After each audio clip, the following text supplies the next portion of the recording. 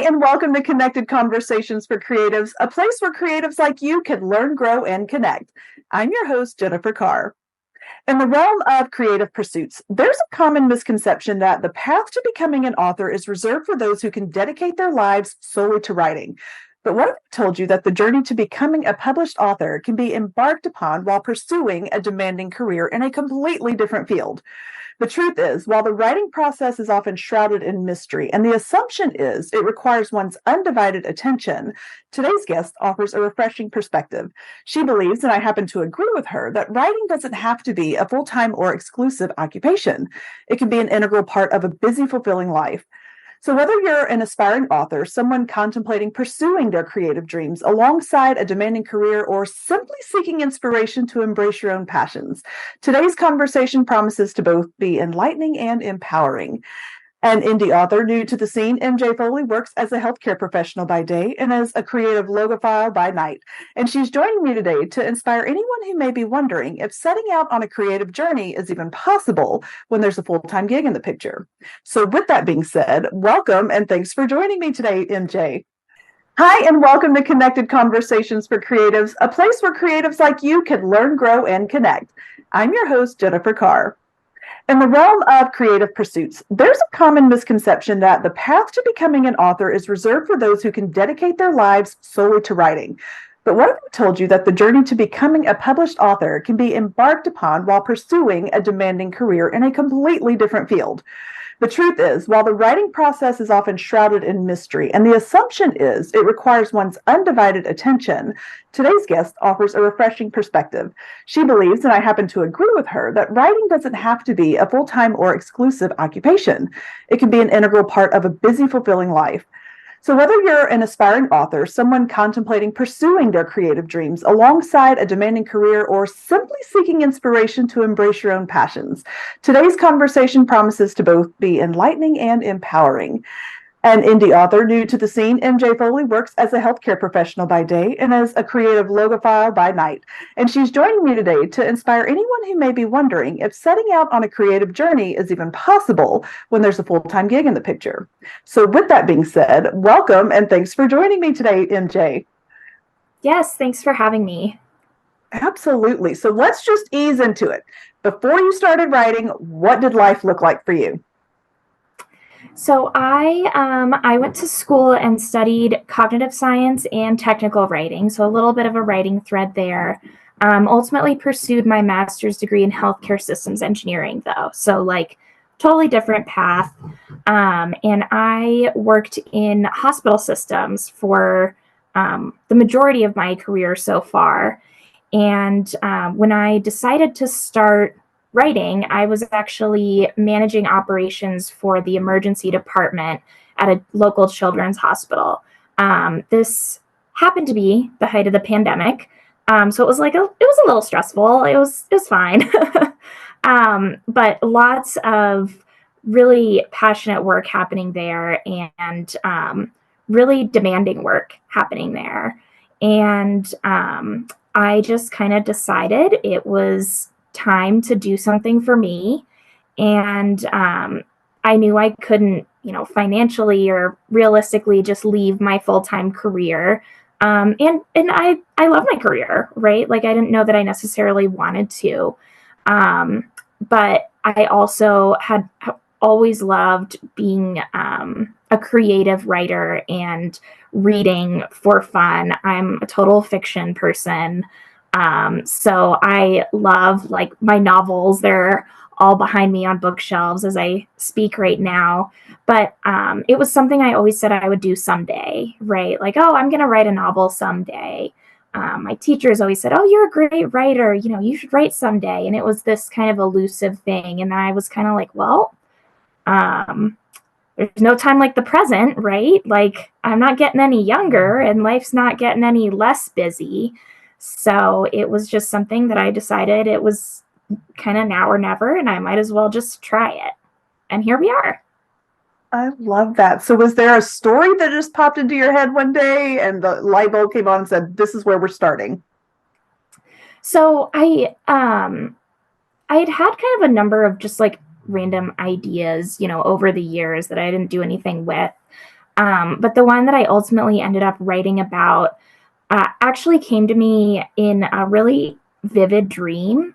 I woke up and I was just like, whoa, that was weird. And I I started thinking about it, and I wrote down the dream at the time, and then I didn't do anything with it right away.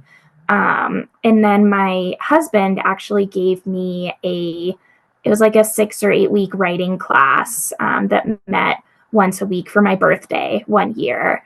And they really helped me get started. And the whole idea was to come up with like your book blurb about like what your story's about and start thinking about your characters. So I was like, well, I can use this dream and I can start, thinking about it that way. And so that's how I got started.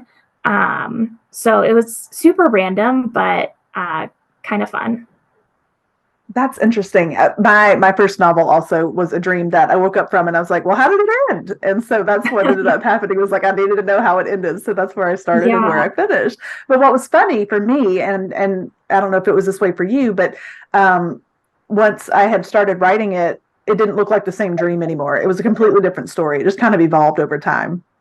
Yeah. Well, like I started writing and I was super excited. I'm like, oh, this is going to be awesome. And then I got through the first like 3 chapters and I was like, well, that was the end of the dream. Like, I need some more in here, some more meat in here. So my dream ended up being more of like a scene or a collection of a few scenes, which I definitely think like are still the springboard to the novel and the premise of the story. But there was a lot more that went into a book than just my dream, like I had initially thought. That is so true. And it's so funny how that whole you get in your head, I'm gonna write a book, and you sit down and you're like, how do I write a book? Like, how does this even work? And then you get to the end of it and you're like, now what do I do with it? It's a whole different process than what you probably ever imagined it being. Well, and I'm like, I don't know, I'm what they call a pantser. So I didn't sit down and outline my book. And most of the time when I sat down to write, I had no idea what I was going to write. And so I would sit down and write. My goal was like 5,000 words a week. And I was fortunate to use a program, and I had a developmental editor working with me, and I had a series of editors. I had no idea there were so many editors either, just like an aside. Right? Um, so that was new, but I just sat down and I wrote. And like when I was editing, a lot of it was edited or got scrapped or changed. But I can't imagine having to try to sit down and like formulate what was going to happen in these chapters beforehand, because I just don't think for me it would have been as engaging or as enthralling as some of the stuff that I came up with. And I'm like typing in the coffee shop. I'm like, well, that was interesting. That character is kind of screwed. Let me not to think about that later. But it was fun, and maybe I had to do more editing than others at the end. Maybe not. I don't really know honestly, but um, that worked for me, and it got me to the end of the story. So I guess I'm going to call that a win. Oh, totally. I am the same way. It plays out like a movie in my head, and it has to go from my head to my hands and onto the screen. And like it's just I envy people on one hand who can sit down and outline an entire book or even just a chapter, because they know, okay, I want this, this, and this to happen. And I have to sit there and be like, okay, now what's going to happen next? I have to think really long and hard about it. And then like you, it's like, oh, that was a surprise. I didn't see that coming. And I'm the one putting it there. So I totally can relate to that. Yeah, absolutely. That's so funny. So you come from a technical writing background. So did you find it difficult, or was it helpful to come from a technical writing background to move into a fictional writing process? I think in some places it was really helpful because I did have that strong like writing foundation. And a lot of technical writing is about translating really dense material into digestible pieces for people, right? And I think that's really important when you're reading a story. I'm someone who just loves a good storyline, and I want to be able to, read and read quickly and not be super confused about like, wait, who was doing what? And I need 14 family trees to figure out who's where. Um, you know, different strokes for different folks, but I want to be able to follow my plot line and really get lost in the story. So I think that simplification was really helpful for me, and like knowing that I couldn't have these super long sentences. I couldn't use these, really maybe antiquated language devices to connect with people. That's not what most people are looking for. So it was really helpful from that perspective. Something that was challenging for me that's really odd is like it's drilled into you to not use contractions when you're doing technical writing. Yes. And that's not how people talk, and that's not really how people read. And so my developmental editor and then my revisions editor were both like, you need to go and add contractions. And it wasn't even something that I consciously thought about. It was just something that I didn't do in writing. And so there were like definitely some quirks there that I was like, ooh, okay, I need to soften that a little bit. But as I wrote, my writing absolutely got stronger. So it was really nice. Like the beginning of the novel needed much more heavy editing than the end. And I was like, oh, that's kind of rewarding. Like I got better at writing while I was writing. That is the best feeling. And I can totally relate like 1,000%. So my grad school, my master's degree is marriage and family counseling, and the number of research papers that you have to do and the number, all the technical writing that you don't use contractions. And so when I wrote my first book, literally the first thing that she's now my editor, but she was just my sister / reader at the beginning, she's like, you realize that character uses no contractions ever? And I was like, nope, I had no idea that that's what would happen. That's what had happened. And I said, let's just call it a quirk on her part. She doesn't use contractions. Everybody else can. I'll fix it after that. But like, it was so funny, but I didn't realize I was doing it either. So I love that. That is so funny, because I actually have one of the characters in my book, Margaret, doesn't use contractions. And she's like very quirky, academic, tiny person. And she's been one of the favorite characters actually in the book, but that was something that I had to like do a lot of editing to make sure I didn't add them in there. Because it was like, she even makes a remark that she doesn't use them because they're for lazy people. And my main character is like, okay, but whatever. So it's really funny. That is funny. Yeah, mine's an academic too. She's not like, it's not a quirk. It's just I didn't know. I didn't pay attention. And I was like, oh no, she's just an academic. That's all. We'll just say that's what it was. So that's wild. I've never heard anybody else say that. Of course, that makes me feel a little better. Oh my goodness. Okay. So most aspiring writers, they struggle with taking that first step, like saying, okay, I want to write a book, but I don't know how to do it. And they know they have a story floating around in their heads, and you have done it, right? I have done it now. We've both done it. What advice do you have for someone that's looking just to start the journey? Like how did you just find the motivation? Like, what would you tell? I mean, I think, when you're in a serious environment and seeing so much hardship in one place, like, in a hospital during the pandemic, it just puts a lot of things in perspective. And, what's important to you now, and what do you have the privilege and the ability to do now? And writing is something that, for me, I've always had and I've always taken for granted. And I was like, you know what? I do have time, right? I can make time. It's not like I'm crazy busy all the time. It's me not prioritizing this passion. And I just decided that I wanted to prioritize it. And I'm lucky. I have a very supportive husband, and, I would just go and I'd say, okay, I need to go work on my book. And he's like, okay, like off you go. So I'm, privileged in that sense.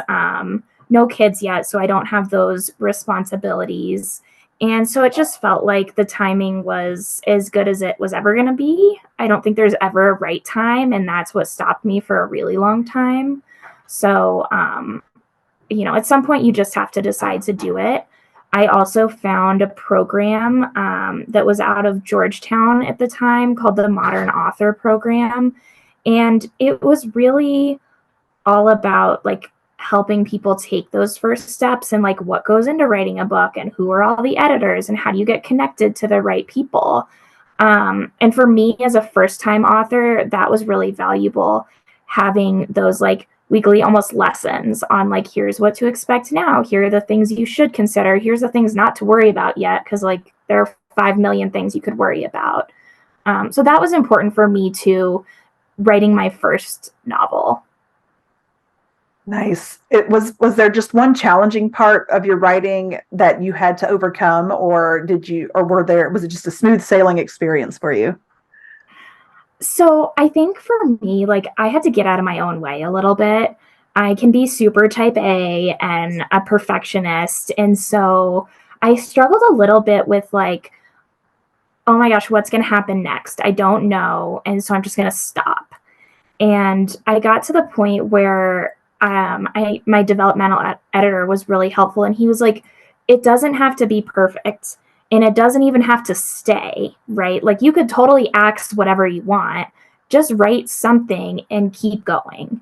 And that was probably like the best advice that I got, because I feel like a lot of people start, and I did this myself, and that's why I say it, and then you don't know where to go. So then you stop and you don't pick it back up. So for me, it was pushing through those really like icky sections and just getting something on the page. My whole ending, honestly, I hated my ending. When I submitted my first like manuscript to the publisher, I was like, I'm going to change this. I don't like it. It's not right, but like I needed an ending to submit. And they were like, okay. So like it was fine. Like I ended up using a lot of what I wrote, but my ending is totally different now. And I did that after I went through and basically revised the rest of the novel. And it made so much more sense. Like there were definitely some missing connections in that first round that I was like, I don't know where my brain was at there, but now that the story makes sense, the ending makes sense. And so that was really key for me, was like getting something on the paper and then perfecting it and not trying to be perfect on my first draft. Yes, that is so, because I'm a terrible self-editor. Like I self-edit before I put it on the page. Like I'm so bad about that. I'm like, no, I can't put that there. And it's like, why not? You can erase it just as easily as you put it there. Yeah, you have the power. Right. Like that delete button works really well. Yes. My editor will show me how. Yep. That's what they're there for. Do you find your writing, like when you sit down to write, do you come out of it feeling like it was a therapy session? Like is writing therapeutic for you? Um, I don't know if it's therapeutic, but like I get lost in it. And for me, like I don't usually hold myself to like I can't get up till I write 1,000 words or whatever. It's me like sitting down and writing until I don't have anything else to say, and then getting up and doing something else. And like sometimes that works really well, right? Sometimes I look at the page and I'm like, dang it, I thought I did a lot more than that. Um, so it ebbs and flows, but I feel like the important part of writing for me is like feeling inspired and creative and getting into that groove. And usually once I start, I'm good. But yeah, I can't put myself in like a box of like you have to do this or that or else it just doesn't work. And like at the end of the day, I ended up writing my word count goal pretty much every week. Sometimes it took longer than other times, or sometimes it took one session, and sometimes it took 4 different sessions. But staying consistent got me there at the end. I think that's key. I think consistency is key. And I'm one of those that I will set a daily goal, but it's one of those that's very, very flexible. Like my daily goals are not as important to me as my weekly goals. Like, cause I'm like you, I'll set for the week, I want to hit 5,000. That may look like 100 words today and, 2,000 words tomorrow, but I can't just sit down and be like, I am going to write this many words. And I'm like, some people can do that and they're like, I'm going to push through. And I think that's where my self-editing comes in though, is that I want the words that go on the page to be the words that go on the page, at least for the first real draft that I put out there. Yeah. Well, and some days you're just like feeling it, and some Yeah. days you're not. And I think there's kind of an art and a science to like when you push through versus when you just give it a break. Um, like I know for me, Friday evenings, I am not productive. I am not productive Friday afternoon, Friday evening. Um, I don't even usually like to make Friday plans. Like my husband and I will go out to eat, but like we don't usually make social plans on Fridays because I'm tired. I don't get a lot Mhm. done at work Friday afternoons, let alone writing. And so even for me, if I'm like, oh my gosh, I still have to write 4,000 words by the end of the week, I'm probably not going to sit down and try it on a Friday night because I know myself. I would so much rather get up Saturday morning and I would like go to the coffee shop and get a drink and put my headphones on and just like write something. Again, sometimes it was good, sometimes it was not so good, but like I got there. And that morning clarity for me is so key. And so knowing yourself and your writing habits, I think is also really key to feeling like happy and successful in your like writing. Oh, I agree 100%. Do you have any like rituals that you go through? Like, okay, I've got to have this kind of ambience to write or anything like that? Not really. I have a really nice setup at home. I work from home, and so I have a nice like desk setup with my little like library that I really enjoy. And so like if I'm writing in the evening, like I'd have a glass of wine while I wrote.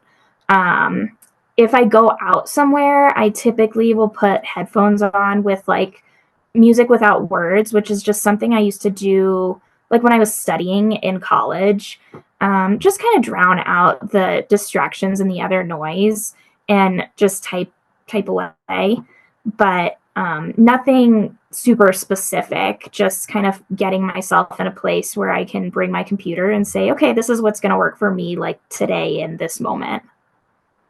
Yeah, I'm not really picky either. It's just whenever the inspiration strikes, I'm like, okay. And sometimes that means I have to pick up my phone and open my notes app and be like, here we go. So I'm not picky, but I cannot listen to music with words. If there are words in the music, then my brain is automatically processing the words that I'm hearing. So that's my one requirement.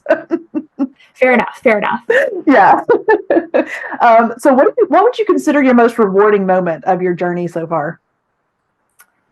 Um, I think just like having that final manuscript done was really rewarding.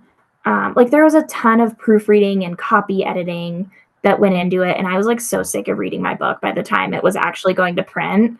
But like having that final manuscript ready for copy editing, I think was really key because I felt like my story was done. So I think that was really rewarding.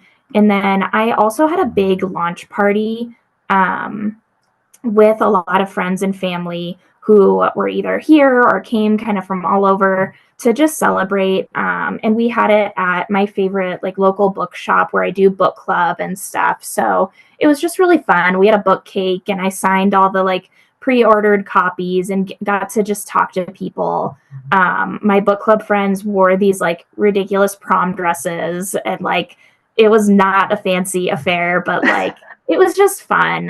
It was fun to celebrate with people and have like that level of support because I was initially super nervous to like tell people I was writing a book because I don't know, I'd always been pretty private about my writing, especially my creative writing. And so telling people was like really scary at first. It really is. And I think some of it is because it's like I said way earlier in the intro that, becoming an author and writing a book is like kind of shrouded in mystery. It's like, ooh, because I had somebody literally last night, she's like, how many books are you working on at one time? And I was like, well, I've got several ideas floating through my head, but right now I'm working on a series. And so there's two or three of them and I know how they're all going to connect. And she's like, how do you do that? And I'm like, I can't explain it. It's just the way my brain works. It's what's going on in my brain. But so people don't really understand what it means to sit down and write a book. And so I think that's why sometimes when you start explaining it, you're going, I can't explain it to you. So you just have to understand me without me explaining it to you. Well, and like the number one question I probably got from people was like, how do you have time to do that? Like, how do you have time? And I don't know. I was just a little bit surprised, I guess, because I wrote my book over the course of a year from like idea to like publication and release. So I know a lot of people who write full time probably write a lot faster than that, but I feel like a lot of people also write a lot slower. And I think my community just had this idea that like if you're writing a book, you have to write like 20 hours a week and be constantly like tapping away at your keyboard. And that just like wasn't really my experience. Um, and so it was just really interesting explaining to people like I only spend a few hours a week probably writing. There were definitely some periods and some parts where I was spending more time or less time. Like it, it ebbs and flows. And like some of the editing, I was like, oh my gosh, I'm gonna like pull my hair out because this is taking me forever. Um, but like it wasn't a full-time job for me, and the consistency that I wrote I think made it that way, and people were just like really blown away by that, which was so interesting to me. It really is, and it took me a year from start to finish to publish a book. And so, but these people, and I'm a little envious, not gonna lie, a little envious, and I don't know what their schedule looks like. But these people who are pushing out 2 books a year, I'm just going, how did you manage that? Like how do you do that? How do you get that whole series out in a year? Like it's kind of surprising. But I think not really knowing or understanding how much effort and time it takes to write a book. That kind of confuses people as well. Yeah, and I think people just kind of write it off. All puns intended. They just write it off as like that's not something I could ever do because it just like I don't have time. It would take too long, and I work. Um, and I think people probably unfairly write it off sometimes, like that really do want to do it and really could do it. So I've met people like at my author events, like when I do book signings, being like, "Do you have advice?" So I'm just do it. Just spend a little bit of time each week doing it. Um, Most people don't really have a deadline, right? Like for at least that initial manuscript, you know, if your goal is 3 months and it takes you 4, like it took you 4. Um, Once you start working with your publisher, then there's deadlines and you've got to kind of adhere to that. But um, I don't know. I just always encourage people to like just do it, just get started, and just figure out when you're going to do it and plan a little bit of time. It doesn't have to be your entire Saturday. You don't have to give up all of your weekend plans to be an author. That balance is super important, I think. It absolutely is. And I think it goes back to what you said earlier was that you have to prioritize it if you really want to do it. And there's so many people who are like, I would love to write a book. Okay, sit down, write a book. You got a story to tell, write a book, because that story will never be heard if you don't put that first. And I think it was Hemingway who would sit down and he was like 500 words a day. You talk more than 500 words an hour a lot of times. That's just how we are. So why not take a few minutes and put 500 words on a page? And if you don't like them, change them later. But you have to make it a priority if you really want to do it. But that's the thing. Do they really want to do it, or they just think they want to do it? So there's a big difference there too. And just thinking about like how much time you spend like scrolling on your phone. Even if it's like 5 or 10 minute increments, right? Yes. Like if you take 5 or 6 of those, that's a half hour, that's an hour that you could have gotten that done. And so there are absolutely things that you have to tighten up to make the time. But for me, at least, there weren't any like major sacrifices that I was like, oh my gosh, I can't watch Netflix for a whole year because I have to write. It was more just being mindful about what I was doing with that, downtime between meetings, or the half hour at lunch while I was just kind of like decompressing. Am I scrolling, or am I thinking, or am I writing? Or am I walking the dog and thinking? Like sometimes that's really helpful, just to like get out and like not be sitting at a desk for me. Yes. Well, and that's, voice memos are fantastic tools. You're taking a walk with the dog and you're like, oh, here's an idea. And so you just start voice memoing yourself and you get back and you're like, now all I have to do is transcribe it and it's there. And who knows how many pages you've already gotten. So, but yeah, I mean, there are so many ways and so many places you can, because I know the mindless scroll. Like, I know that. I know how it works. And I don't care anything about watching TV. I will either sit down with the book or I'll scroll on social media. And so I have found myself, I would prefer to write than to scroll TikTok sometimes. Not all the time. There are times where I get sucked in. But I do find that my brain feels better when I'm doing something productive like writing. So yeah, you just have to make those sacrifices sometimes. Yeah, absolutely.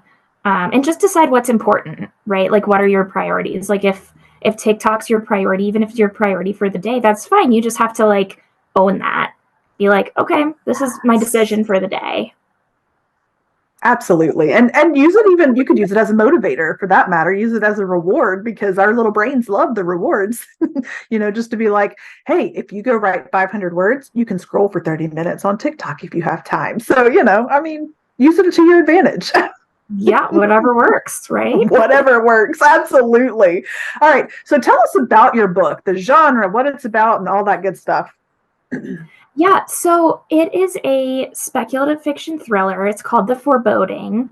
It actually probably resides in kind of within that speculative fiction, more in the sci-fi genre, which is funny because it ties back to my like science writing a little bit. And if you had asked me if I was writing a sci-fi book, I never ever would have said yes. And so it just kind of like happened. But it really follows our main character, Shiloh. She's kind of mid-20s, feeling lost, and she decides to just make this like seemingly random move and start over. And she just kind of stumbles into this really peculiar living situation, and weird things start happening. And she kind of starts figuring out about this hidden kind of world of science that she didn't know about. And she's a physics major, so she thinks she's hot stuff in her science knowledge. And as she starts making these discoveries, she's connecting it with her past and her kind of personal tragedy of losing her mom. And she kind of meets an unlikely set of comrades. So we have a little bit of like a found family vibe, because she like is totally on her own at the offset of the book. And so that's where it kind of brings a lot of genres in nicely. It's definitely very plot driven. So there's a lot happening quickly, but overall, people who like all genres have really enjoyed it, which I've found rewarding, because I think that's really important to connect with a lot of people and just have people say, wow, that was a great story. Like, I got lost in the story. So it's really fun to follow her through kind of her growth journey, and also just like her untangling this like messy past that she didn't really know she had. I love that. I love a good found family story. That's like one of my favorite tropes to read. So that sounds fun. I love that. Are you going to work on another book? Are you working on another book? Not yet. I have some kind of ideas floating around, but have been kind of focused on this one. It just came out at the end of June, and have been trying to learn the ropes of the marketing and figuring out, how to get it on the shelves of different bookstores and stuff like that. So I'm not really rushing into another one. I do want to write another one. A lot of people have actually asked for a sequel, which was not really the original plan. So kind of rolling that idea around, but not committing yet. I might just do something totally different. Nothing wrong with that. My first two books go together, and the third book that comes out in February is not related at all. And people are like, "Oh, I can't wait for book three," and I'm like, "You're gonna have to book three on that one." I'm not sure. Like, I know that there was an epilogue, and I know that it alluded to something, but use your imagination right now, because I don't have time for that one. Yeah. I love it. I appreciate that you want to read my books so much and that you love the characters as much as I do, but they needed a break. Right. I'm like, well, I also like, I just always feel like the first one is better than the sequel for a lot of the books that I've read. And like, I feel like there's a really high bar for like sequels or like series. And I'm like, do I really want to go there? Especially when I have these other, unrelated ideas. And I just don't know yet. I just don't know. So we'll see. I totally, hey, that's totally understandable. I will say, like for me, the second book came easier to write in a lot of ways until I got to about the middle. Like I had the beginning and the ending of it perfectly. And then I got to the middle and I was like, oh, I just don't know what to do with it. But my characters, they just kind of told me, hey, take a break and come back to us. And I did. And it was so nice. And I feel like my second book was better than the first, but I think that had a lot to do with just my growth as an author in general. And so Yeah. you might surprise yourself. You might be like, oh no, book two is even better than the first. Who knows? Yeah. Okay. Well, I'll consider it. Yeah. I'll take that under consideration as I'm, plotting my next journey. Right. Yeah. No, I get it. I mean, I had the book that I'm about to put out in February. Like it was one that I just wanted to write. Like it was a story. I was like, oh, I like this story that popped into my head. And so I just wanted to run with it and I couldn't let it go. And I was like, okay, I just couldn't even think about book three for the first series. I couldn't because I was so focused on these characters. And so, because that's what happens to me is I get attached to characters that pop into my head. And so my books are usually, yeah, I'm like focused on the characters and their story, but mostly the characters. Gotcha. Yeah. Mm-hmm. Okay, so this is the part of the show where I sit back and hand you the reins, and you get to take the floor. We talk about whatever you want to talk about. All right. Well, I would love to hear a little bit more from you as a writer and like some of the questions you asked me, like, what do you think the hardest part about writing is? And like, where do you tend to struggle? Oh, well, kind of like I mentioned that one of my big personal struggles when I'm like actually writing during the process is um, I filter really badly. And I'm like, it needs to be perfect as soon as it goes to the page. And I know that like, my comma usage is not perfect. That's one thing that I joke about all the time. Like commas are like glitter to me. It's like throw them out there and wherever they land is where they stick. Like that's me with my commas. But as far as the story, I want it on the page and I want it to be perfect. And I have to understand that I can go back and edit and I can go back and change things. It's not set in stone. And so that's one of my hardest things that I've gotten better about. I have definitely gotten better and I can feel it. And I feel like because I started on, I have this really bad tendency to just start projects, and I work on them depending on where my brain is. And so I'm working on this one that I just feel it flowing. And I'm like, Jennifer, do not stop. Just write, just go. And there was some freedom in that. Like I did that this afternoon actually, and I was like, there was some freedom to be found. And so I'm pushing myself a little bit, but I do still have tendencies to be like, eh. Now, as far as not writing, the marketing, and I hate that part. I struggle with that very much so because I'm like, am I marketing or am I just playing on social media? Like, what am I really doing here? Yeah, and it's tough. I've found I've had a really hard time putting my book into a concrete genre.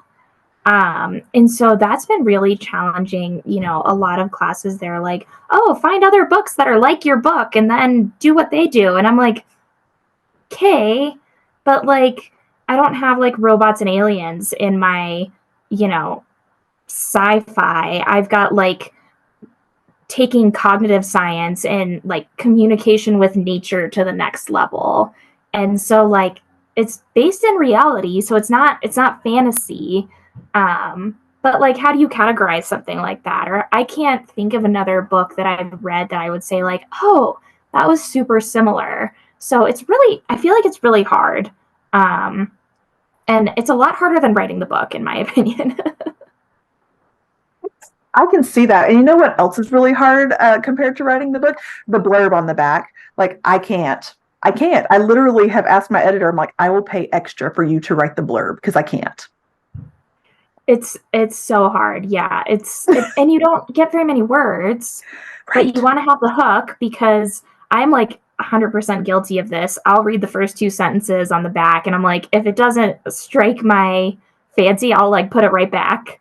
So I'm like, I know it's important, but it's also like, I want to tell you everything about my book right now. Yes, literally, I was making a book cover, and on the back of it, I said, "This is where the blurb goes, but I don't know what it's going to say because I don't know what the book's about, even though I wrote it." Like that's where I am right now. I don't know. Don't ask. I can't Yeah. tell you. Yeah. Details. It's fine. It's fine. It will be fine. I have a couple months before I got to finish it. But yeah, the book blurb, marketing, and self editing. Those are my struggles. Very relatable, I feel like. Yeah, I think so. I think a lot of authors would agree to say, I've heard so many of them say the blurb on the back is like pulling teeth. And that's because I want you to know everything about the book, but I can't tell you everything about the book because I want you to read the book. So, yeah. Yeah, for sure. When did you, so, you're doing your writing, but you're also podcasting. And how is that like, I don't know, interacted or affected your writing or your creative process? Like I honestly don't know anything about podcasting. Like I've been guests on a few podcasts, but like if you tried to ask me to host a podcast, I'd be like, ha, that's funny. I don't know what I'm doing. So would love to just hear a little bit about that experience or like how'd you even get started with it? That's a fun question. So I had a podcast. It's really funny. Like it was a health and wellness podcast. And honestly, it was going really well until the pandemic hit. And then people had a whole bunch of opinions on health and wellness. And like we do natural health and wellness around here. Like we haven't been on, prescribed medications. And it's just a personal choice. We barely take over the counter Advil kind of thing. And because we haven't needed to, we just take care of our bodies in natural ways. And so people became very opinionated on natural health and wellness during that time. And so I was like, we're going to take a break from this and we'll be back after these messages. And I just never picked it back up because those controversial opinions stayed in place. And that's fine. I was not saying one way or the other. I was just saying this is how you take care of your body naturally. So I gave that podcast a break and didn't go back to it. But it was such a good way to connect with resources and people and knowledge and that kind of thing that I thought, I am venturing into this author thing without a whole lot of knowledge. And I love knowledge. I love learning. And so I thought, all right, what's a good way to connect with other people who are, one, knowledgeable, and two, looking for a way to promote their own work. And so I put two and two together and I thought a podcast. And so it was started really selfishly in the sense that I wanted resources and people to help me do what I wanted to do. But at the same time, in return, they were also getting help by being either connected with the resource. And it's really rewarding when I can say, hey, I've got a book cover designer in my back pocket. Let me hook you up with them. Or I've got an entertainment lawyer that I have a relationship with. Let me give you her number. And so that's been really fun and interesting. But to be honest, I have no idea what I'm doing. But like when do we all really know what we're doing? Like at the end of the day, like where did those standards come from anyway? I don't know. Yeah. No, it's fun though, because I'm looking up here at my planner when I'm looking up here. I have talked to so many authors from all kinds of genres who have an expertise in something, and they've all been different publishing methods, some traditional, some vanity, some self. And so that's been interesting. I've had like the entertainment lawyer. I have had a children's book illustrator.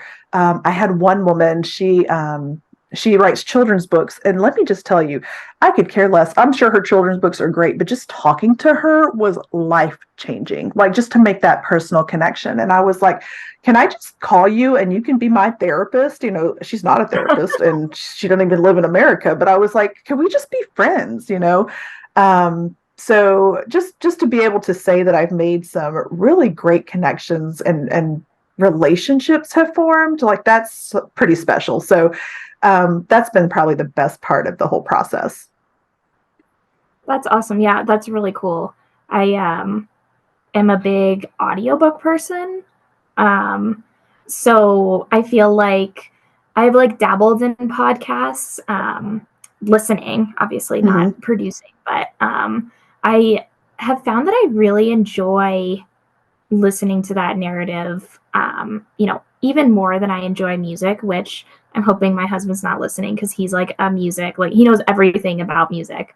But I love audiobooks and I feel like I can, you know, just have so much more time for, you know, reading and consuming books because I'm driving in the car, or I'm cleaning the house or I'm walking the dog and I'm like, yeah, I'm just gonna listen to my audiobook for a little bit.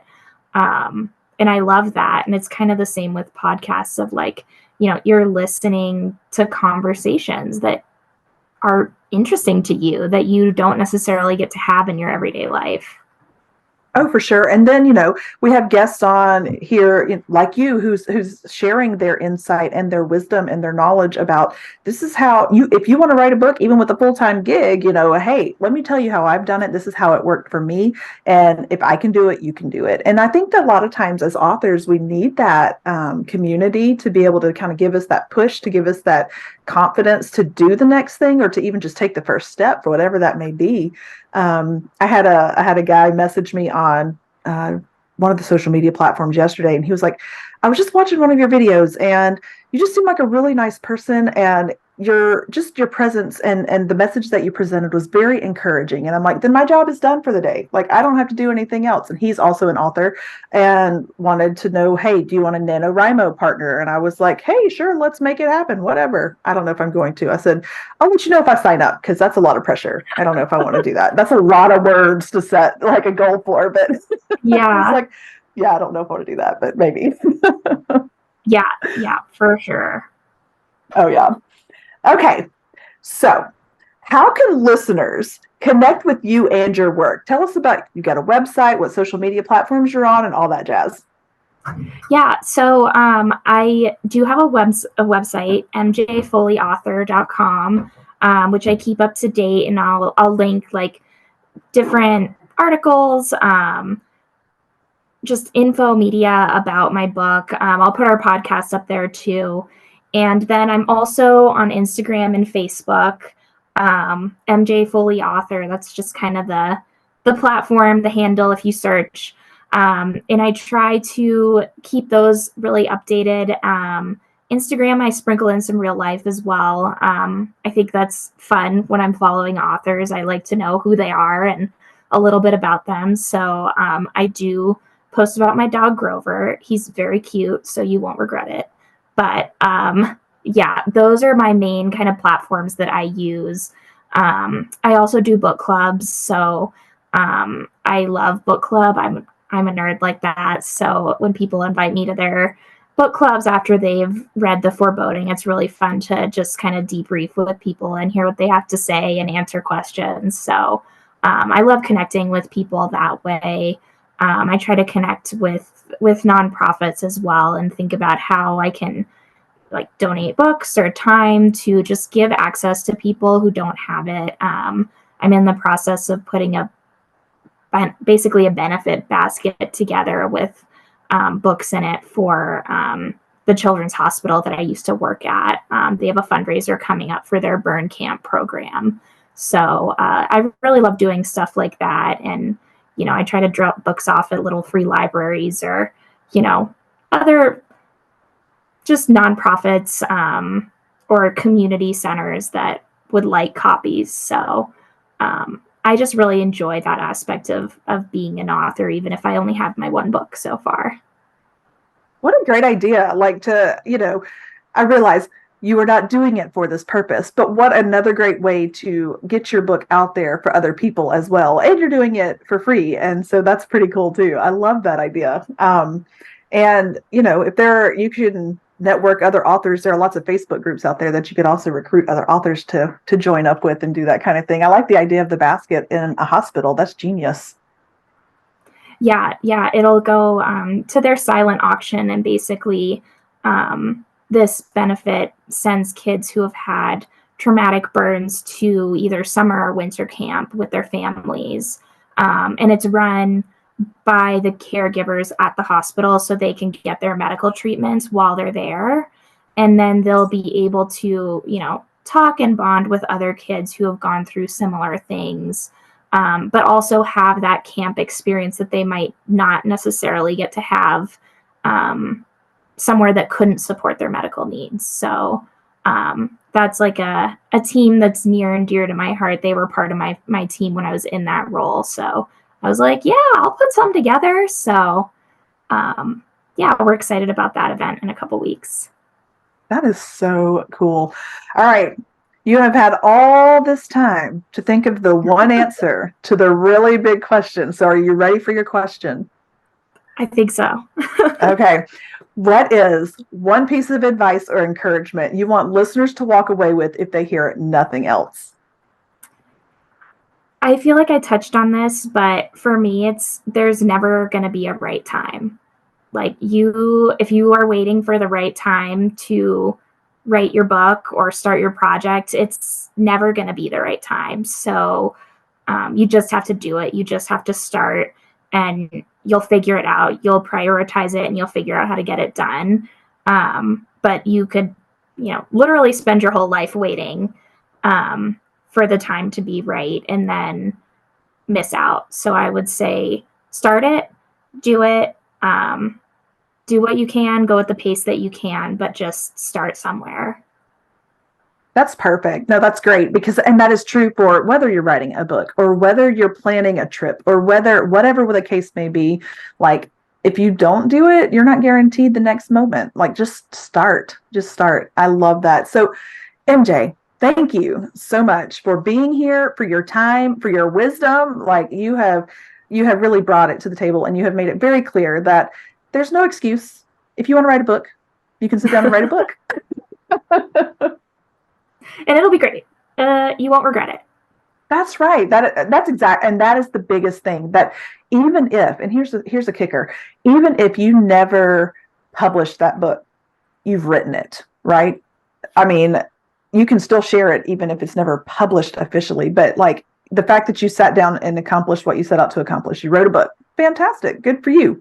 But you know what? You can take the next step and you can take the next step and you can take the next step. So, I mean, that's good. That's good stuff right there.